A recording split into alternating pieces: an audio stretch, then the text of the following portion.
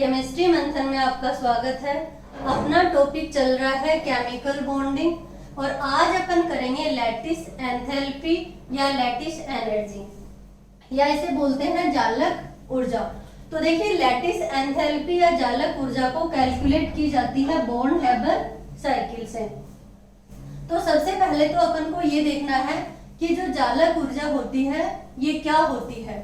तो जालक ऊर्जा जो क्रिस्टलीय जालक है उसका फॉर्मेशन होता है। तो क्रिस्टलीय जालक का फॉर्मेशन होने पर जो एनर्जी बाहर निकलती है उसे कहते हैं जालक ऊर्जा यानी कि लैटिस एंथैल्पी। देखिए कैसे फॉर्मेशन होता है किसी क्रिस्टलीय जालक का। सोडियम है एक सॉलिड फॉर्म में और ये Cl2 के साथ में रिएक्ट करके बनाता है NaCl। ये है क्रिस्टलीय जालक। 1 मोल होना चाहिए क्रिस्टलीय जालक। तो देखिए Na क्या है सॉलिड स्टेट में, Cl2 क्या है गैसियस स्टेट में और ये हाफ Cl2। तो जब क्रिस्टलीय जालक का फॉर्मेशन होता है करस्पॉन्डिंग कैटायन और करस्पॉन्डिंग एनायन से, तब जो एनर्जी बाहर निकलती है उसे कहते हैं जालक ऊर्जा। तो देखिए जालक ऊर्जा और एक होती है heat of formation energy delta HF। तो ये जो डेल्टा HF होती है ये है हीट ऑफ फॉर्मेशन एनर्जी। ये हीट ऑफ फॉर्मेशन एनर्जी बोलूं या हीट ऑफ फॉर्मेशन एंथैल्पी बोलूं एक ही बात है। तो जब डेल्टा HF है ये लैटिस एनर्जी नहीं है। लैटिस एनर्जी अपन कैलकुलेट करेंगे बॉर्न हैबर साइकिल से। तो देखिए दोनों में डिफरेंस क्या होता है डेल्टा HF में और लैटिस एंथैल्पी में। ये क्रिस्टल का फॉर्मेशन हुआ करस्पॉन्डिंग कैटायन और करस्पॉन्डिंग एनायन से, बट इनकी स्टेट देखिए ये सॉलिड स्टेट में है ये गैसियस स्टेट में है। अगर ये सेम स्टेट में फॉर्मेशन करके जो एनर्जी बाहर निकलती है उसे कहते हैं हीट ऑफ फॉर्मेशन एनर्जी। और लैटिस एंथैल्पी के लिए क्या करना पड़ेगा, लैटिस एंथैल्पी कैलकुलेट करेंगे। इनको गैस ये जो सॉलिड स्टेट में है इनको अपन दोनों को गैसियस में करेंगे, यानी कि ये भी गैस फॉर्म में होगा और ये भी गैसियस स्टेट में होगा। तो जब कैटायन और एनायन गैसियस स्टेट में क्या करते हैं किसी क्रिस्टल जालक का फॉर्मेशन करते हैं, तब जो एनर्जी बाहर निकलती है वो होती है लैटिस एंथैल्पी या लैटिस एनर्जी। तो देखिए बॉर्न हैबर साइकिल से कैसे कैलकुलेट करेंगे। तो सबसे पहले देखिए सोडियम जो है ये सॉलिड स्टेट में है, इसको अपन को लाना पड़ेगा गैसियस स्टेट में Na गैस में। तो सॉलिड से गैस में लाने के लिए एक एनर्जी दी जाती है उसे बोलते हैं सब्लिमेशन एनर्जी। यानी ये जो एनर्जी है ये होती है सब्लिमेशन एनर्जी। तो सब्लिमेशन एनर्जी क्या होती है कि डायरेक्ट गैस से और सॉलिड से गैस में कन्वर्ट करते हैं उसे बोलते हैं सब्लिमेशन एनर्जी।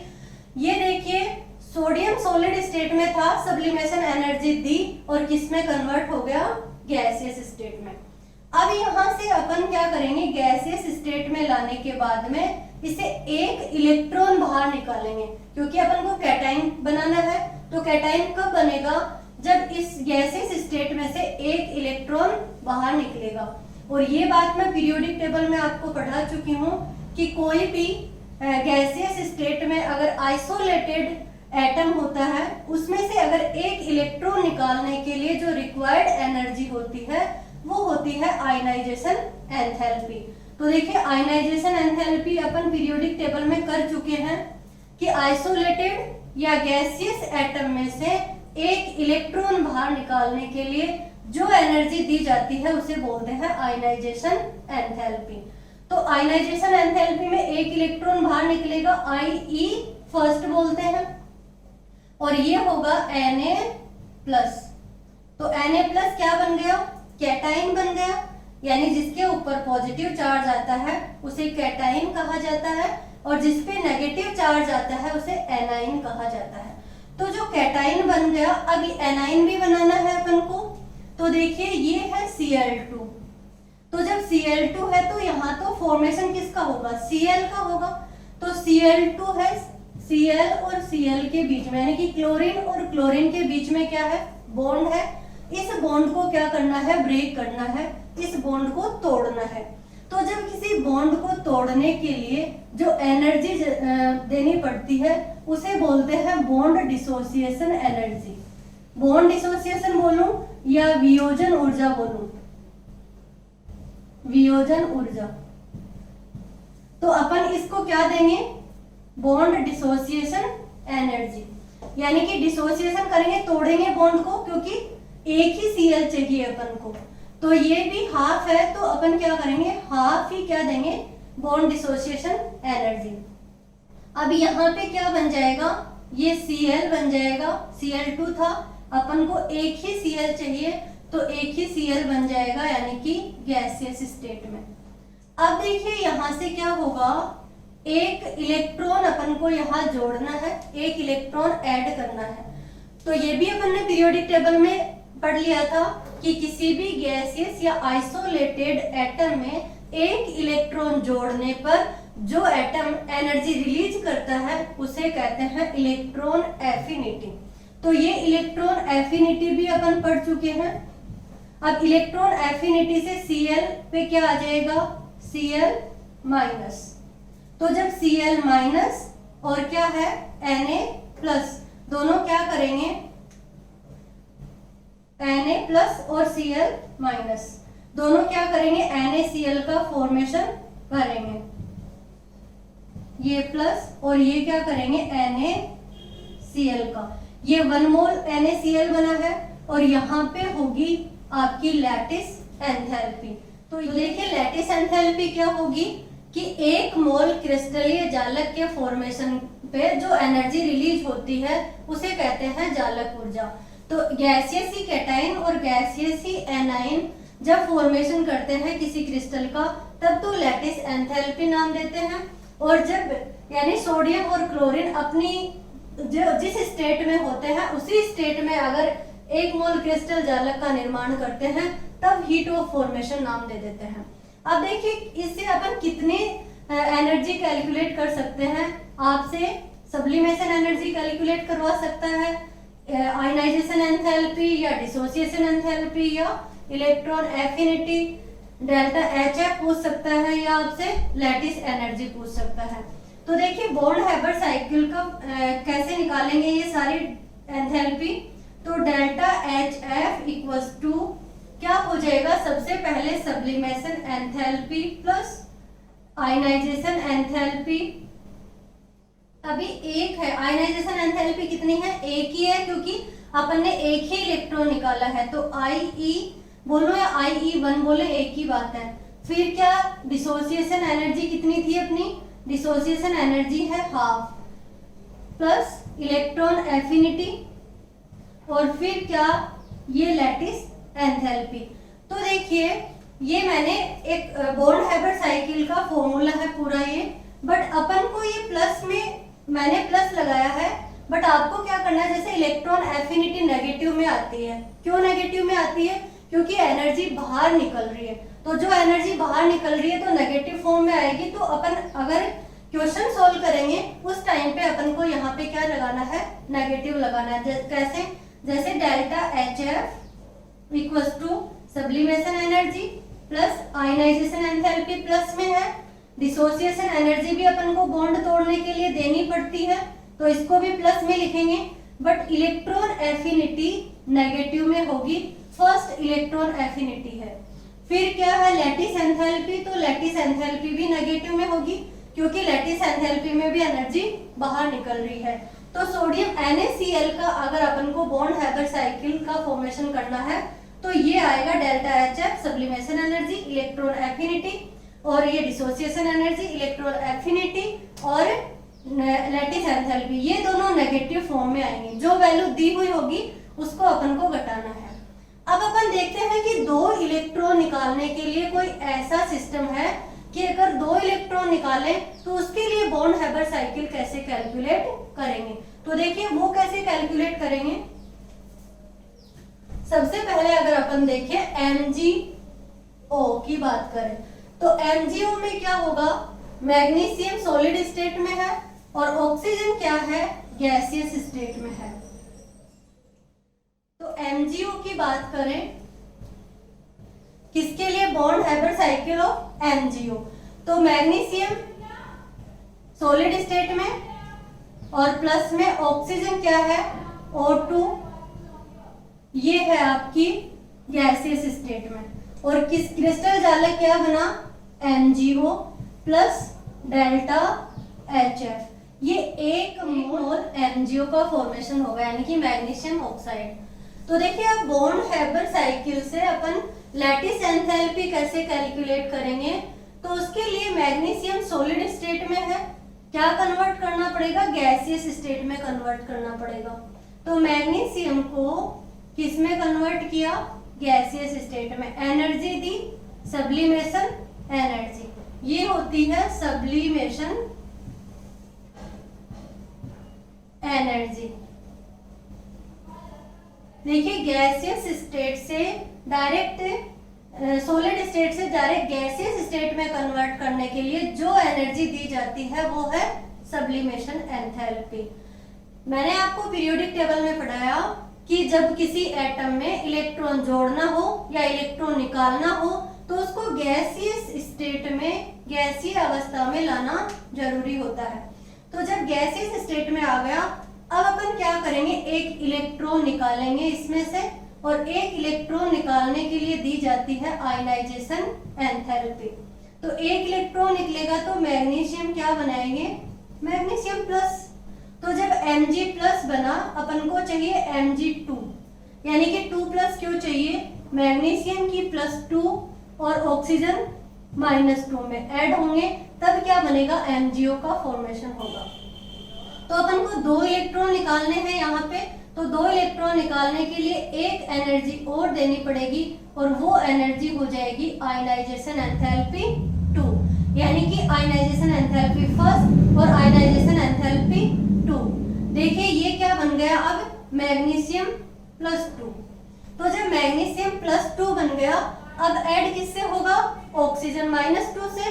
तो देखिए कैसे अपन को ऑक्सीजन को कन्वर्ट करेंगे, ऑक्सीजन के बीच में बॉन्ड है, तो उसको तोड़ने के लिए डिसोसिएशन एनर्जी देनी पड़ेगी, यानी कि वियोजन ऊर्जा देनी पड़ेगी।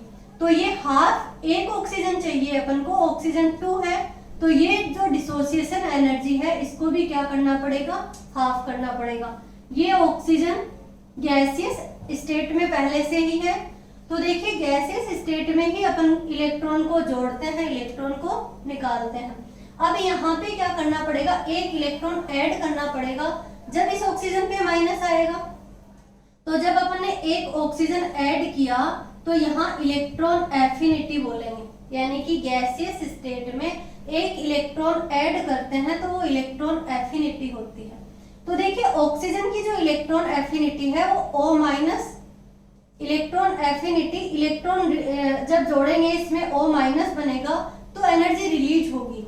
तो जब ये एनर्जी रिलीज होती है तो ये इलेक्ट्रॉन एफिनिटी जो फर्स्ट है ये नेगेटिव फॉर्म में आती है, इसको अपन नेगेटिव में लिखेंगे। बट देखिए ऑक्सीजन पे अगर दूसरा इलेक्ट्रॉन और जोड़ रहे हैं -2 के केस में, यहाँ पे जो इलेक्ट्रॉन एफिनिटी सेकंड होगी, इलेक्ट्रॉन एफिनिटी सेकंड होगी, वो पॉजिटिव में आएगी। क्यों, क्योंकि जब ऑक्सीजन पे एक इलेक्ट्रॉन ऐड हो जाएगा तो वो क्या करेगा, एनर्जी रिलीज करेगा।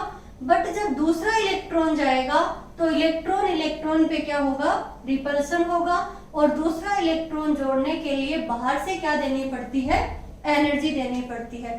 तो ये जो एफिनिटी 2 है, यानी कि इलेक्ट्रॉन एफिनिटी 2 है, ये पॉजिटिव में आएगी, किसमें आएगी, पॉजिटिव में आएगी। तब अब क्या बना, Mg+2 O-2, और ये फॉर्मेशन करते हैं MgO का। ये 1 मोल मैग्नीशियम ऑक्साइड बनेगा। तो 1 मोल क्रिस्टलीय जालक के फॉर्मेशन पे जो एनर्जी बाहर निकलेगी वो क्या होगी, लैटिस एंथैल्पी। ये है लैटिस एंथैल्पी, और लैटिस एंथैल्पी क्या होती है, नेगेटिव में निकलेगी, यानी कि जब एनर्जी निकलती है उसको नेगेटिव फॉर्म में लिखेंगे और जब एनर्जी दी जाती है वो पॉजिटिव फॉर्म में लिखी जाती है। तो देखिए डेल्टा एच एफ क्या बना, delta H F equals to सबसे पहले सब्लिमेशन एंथैल्पी, फिर क्या दी आयनाइजेशन एंथैल्पी। तो देखिए आयनाइजेशन एंथैल्पी फर्स्ट और ये IE सेकेंड। फिर क्या दी अपन ने डिसोसिएशन एंथैल्पी, यानी कि बॉन्ड डिसोसिएशन किया, बॉन्ड को तोड़ दिया, हाफ डिसोसिएशन एंथैल्पी। और यहाँ पे IE फर्स्ट और IE second, electron affinity first और इलेक्ट्रॉन एफिनिटी सेकेंड। बट मैं मैग्नीशियम ऑक्साइड के केस में आपको बता चुकी हूँ कि जो इलेक्ट्रॉन एफिनिटी फर्स्ट होगी वो नेगेटिव फॉर्म में होगी और जो इलेक्ट्रॉन एफिनिटी सेकेंड होगी वो पॉजिटिव फॉर्म में होगी। और फिर क्या है लैटिस एंथैल्पी, लैटिस एंथैल्पी को U से इंडिकेट करते हैं। तो देखिए ये जो है आपका ये जो फॉर्मूला है इसमें से आपको कुछ भी निकालने के लिए एग्जाम में आ सकता है। आपसे बॉन्ड डिसोसिएशन एंथैल्पी निकाल सकते हैं, लैटिस एंथैल्पी निकाल सकते हो, electron affinity, ionisation enthalpy, sublimation या डेल्टा एचएफ तो है ही। तो देखिए ये है बॉन्ड हैबर साइकिल। अब इसमें से आप अलग अलग एग्जांपल कर सकते हैं। MgO का मैंने बता दिया, NaCl का बता दिया, जैसे CaCl2 का फॉर्मेशन है, SnO2 का फॉर्मेशन है। ये सब क्या कर सकते हैं बॉन्ड हैबर साइकिल से, यानी कि 1 मोल क्रिस्टल ये जालक बनना चाहिए, आयनिक कंपाउंड 1 मोल बनना चाहिए। जो एनर्जी रिलीज होती है वो क्या होती है जालक ऊर्जा। अब अपन देखते हैं फैक्टर अफेक्टिंग ऑफ क्रिस्टल ए जालक ऊर्जा। तो जो फैक्टर अफेक्टिंग है वो किस तरीके से होंगे देखना। अपन को पता है कि जब एक आयनिक कंपाउंड बनता है तो एक कैटाइन और एक एनाइन क्या करते हैं आपस में कंबाइन होते हैं और एक आयनिक क्रिस्टल का निर्माण करते हैं। तो देखिए जब Na प्लस फॉर्म में और जब Cl माइनस फॉर्म में क्या बनाते हैं NaCl, 1 मोल NaCl। तो देखिए जब 1 मोल NaCl बनेगा तो इनके बीच में कुछ ना कुछ क्या लग रहा है अट्रैक्शन फोर्स लग रहा है। अब ये जो अट्रैक्शन फोर्स है इसका फॉर्मूला क्या है देखिए, इस अट्रैक्शन फोर्स का फॉर्मूला होता है K Q1 Q2 upon R square. ये Q1 क्या है चार्ज ऑफ कैटाइन और Q2 क्या है चार्ज ऑफ एनाइन और R क्या है, R है इन दोनों के बीच की डिस्टेंस, यानी दूरी क्या है इसके बीच की और इसके बीच की जो दूरी है वो क्या है R स्क्वायर है।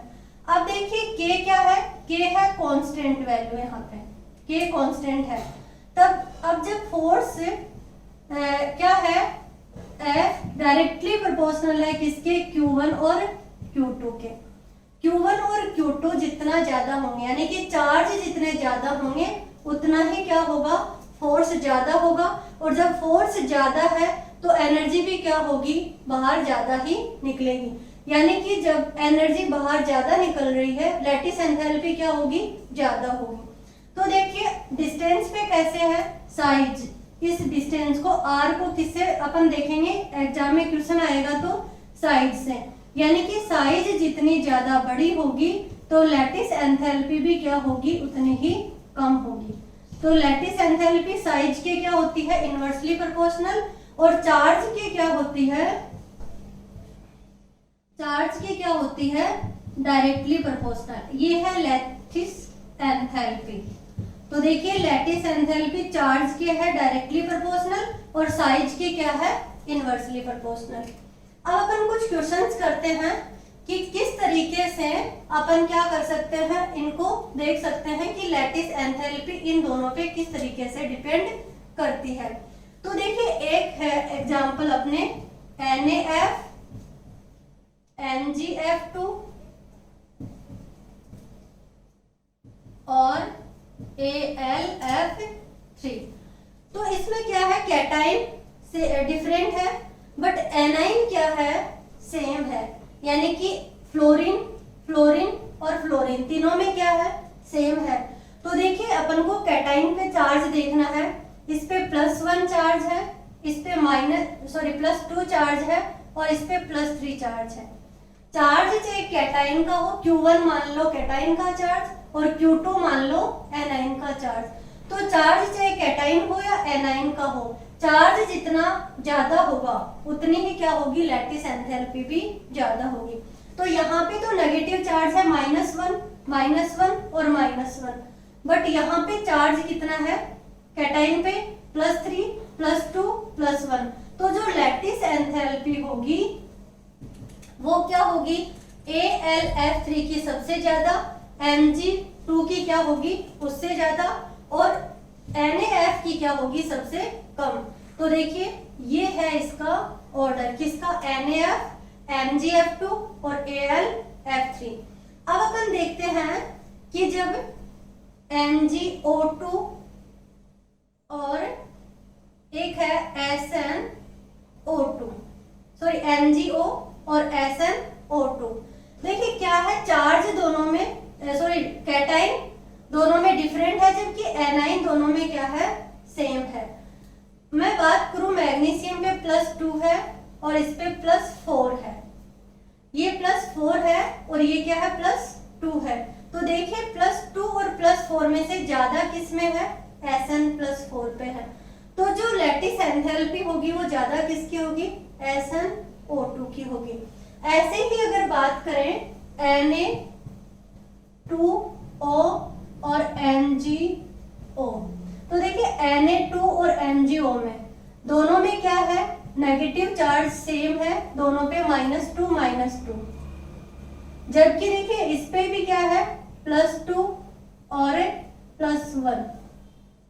मैग्नीशियम पे +2 है और Na पे क्या है +1 है। तो चार्ज कैटाइन पे भी +2 है और एनाइन पे भी क्या है -2, यहाँ पे बराबर है चार्ज, बट यहाँ पे क्या होगा, साइज से निकालेंगे, यानी कि सोडियम और मैग्नीशियम में से साइज किसकी क्या है, छोटी है। तो साइज देखना, यहाँ से अपन लेफ्ट टू राइट चलते हैं तो साइज क्या होती है, कम होती है, और साइज कम किसकी है, मैग्नीशियम की। तो जो लैटिस एंथैल्पी होगी वो साइज से अपन क्या निकालेंगे, कैलकुलेट करेंगे कि साइज Mg, मैग्नीशियम की साइज क्या है, छोटी है और सोडियम की साइज बड़ी है, तो लैटिस एंथैल्पी ज्यादा किसकी होगी, Mg2 की। अब देखिए NaF और MgCl2, ये एग्जांपल देखिए। सोडियम फ्लोराइड जो है, सोडियम पे +1, फ्लोरीन पे -1, मैग्नीशियम पे +2 और ये -1। तो जब अपन चार्ज की बात करते हैं तो चार्ज देखिए यहाँ पे, यानी कि जो मैग्नीशियम है इस पे क्या है, +2 चार्ज है। तो जब चार्ज से बात करूं, चार्ज की बात करें तो चार्ज के अकॉर्डिंग तो क्या होना चाहिए, मैग्नीशियम यानी कि MgCl2 की लैटिस एंथैल्पी ज्यादा होनी चाहिए। बट जब साइज की अपन बात करते हैं तो साइज की बात करेंगे तो फ्लोरीन का साइज क्या है, कम है, छोटा है, किसकी बजाय, क्लोरीन की बजाय। देखिए एग्जांपल इधर देखते हैं, एक है NaF और एक है MgCl2। तो जब NaF है तो फ्लोरीन पे -1 और क्लोरीन पे भी -1, सोडियम पे +1 और मैग्नीशियम पे +2। तो देखिए जब चार्ज की बात करते हैं तो चार्ज इधर ज्यादा है मैग्नीशियम का, बट साइज की अगर बात करते हैं तो फ्लोरीन का साइज कम है, छोटा होता है, जबकि क्लोरीन का साइज क्या होता है, बड़ा होता है, साइज इंक्रीज हो रहा है। तो साइज के अकॉर्डिंग देखें तो छोटा साइज इसका है, तो साइज बोलता है कि NaF की लैटिस एंथैल्पी ज्यादा होगी, जबकि चार्ज क्या बोलता है, चार्ज ये बोलता है कि MgCl2 की लैटिस एंथैल्पी ज्यादा होगी। तो जब इस तरीके का कंट्रीब्यूशन हो जाए तब क्या होता है कि NaF और MgCl, इस तरीके का एग्जाम्पल जब आए तो चार्ज डोमिनेट करता है किस पे, साइज पे।